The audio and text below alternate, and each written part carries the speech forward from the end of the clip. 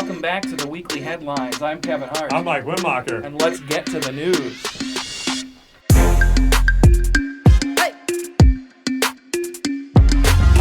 Something that really shouldn't be controversial, but what isn't these days, was a vote to create a commission to look into the attack on the Capitol over 4 months ago.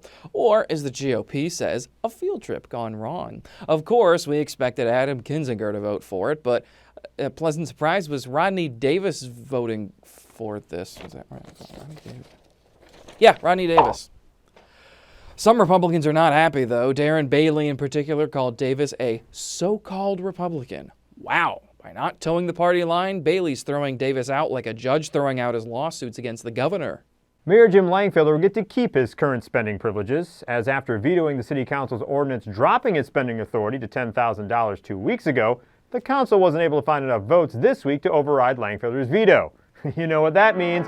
Bottle service at the club this weekend on the mayor. Now, if you or I fudged nursing home deaths, abused prison labor to make hand sanitizer, and sexually harassed women, and then used our brother in the media to help cover it up, they'd lock us up and throw away the key.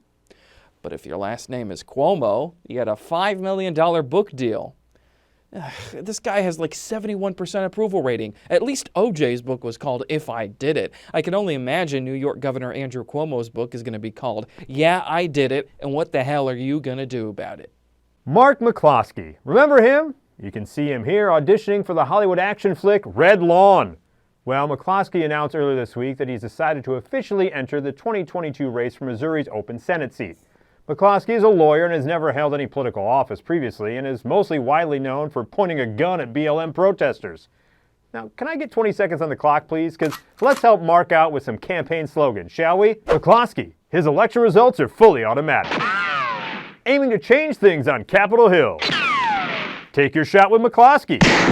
Half-cocked and ready to rock in Washington. No one will protest his results. And finally, my favorite, high-capacity magazine, low-capacity brain.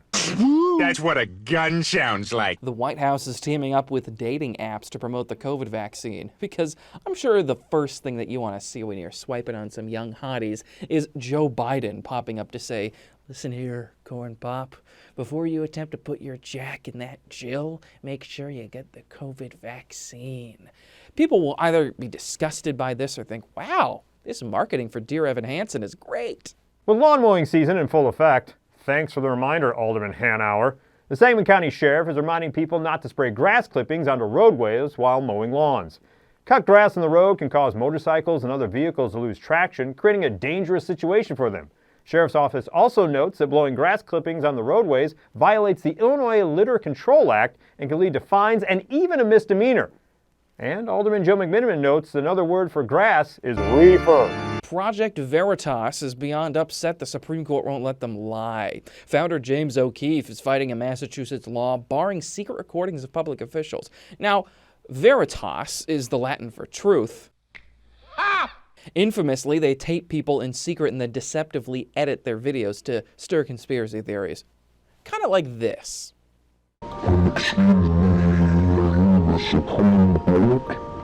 Project Veritas needs to be shut down. Everybody knows that we're nothing. We want Hillary Clinton to be the president. Federal law enforcement is still wrangling up those who took part in the January 6th insurrection at the Capitol. Guys like this one, Daniel Warmus. Old Warmus was pretty proud of himself for taking part in one of the darkest days in the history of our democracy, so much so that he was bragging about it to his dentist. Who the hell brags about anything to their dentist?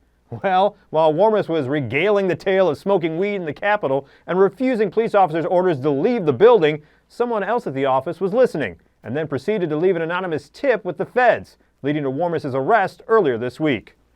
From dentist chair to holding cell, Warmus is going to be in for a whole different kind of cavity search.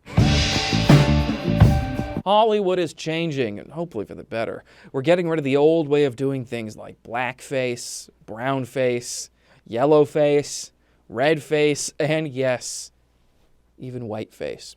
But one casting trope as old as time is here to stay, and that is casting adults to play children in high school movies. The trailer for the movie of Tony-winning Dear Evan Hansen dropped, and many theater folks are excited because they brought back Ben Platt to play the role that he won a Tony for. And well, it is better than casting like Logan Paul or Ben Shapiro to play a high schooler.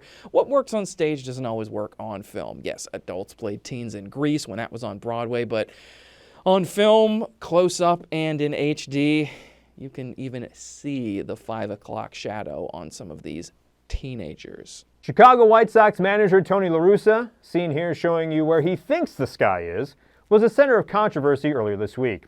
Old man LaRussa was defending baseball's unwritten rules when he publicly chastised Sox player Yameen Mercedes, who committed the cardinal sin of hitting a home run off a position player on a 3-0 pitch. Lance Lynn came out in defense of his teammate Mercedes, saying once a position player is on the mound, all rules go out the window. To that, LaRussa responded, "Well, Lance has a locker and I have an office." Tony, I got news for you. Keep this up, and the White Sox may have someone different in that office real soon. And those are your weekly headlines. I'm Mike Wittmacher. I'm Kevin Hart. And we are out of here!